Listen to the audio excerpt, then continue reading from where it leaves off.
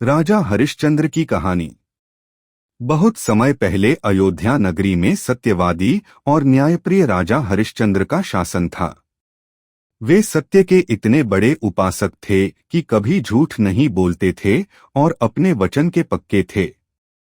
एक दिन महर्षि विश्वामित्र ने राजा की परीक्षा लेने की ठानी। उन्होंने राजा से दान में पूरा राज्य मांग लिया। राजा ने बिना सोचे समझे अपना राज्य, महल और सारा धन दे दिया।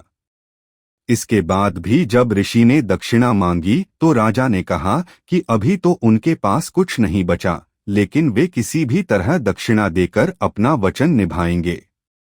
राजा, रानी शैव्या और पुत्र रोहिताश्व बनारस जाकर एक शमशान घाट पर डोम का काम करने लगे।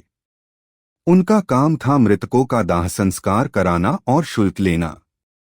इसी बीच उनका पुत्र बीमार होकर मर गया। रानी बेटे को लेकर शमशान आई, लेकिन राजा ने कहा, बिना शुल्क दिए मैं अपने धर्म का उल्लंघन नहीं कर सकता।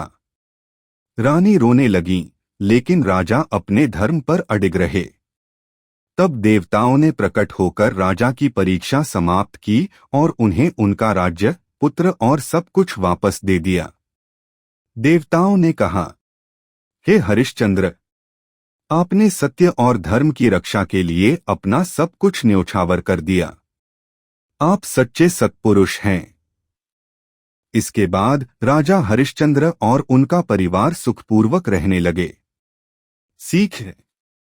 राजा हरिश्चंद्र की कहानी हमें सिखाती है कि सत्य और धर्म के मार्ग पर चाहे कितनी भी कठिनाइयां क्यों न आए, हमें उनका पालन करना चाहिए। अंत में सत्य की ही विजय होती है।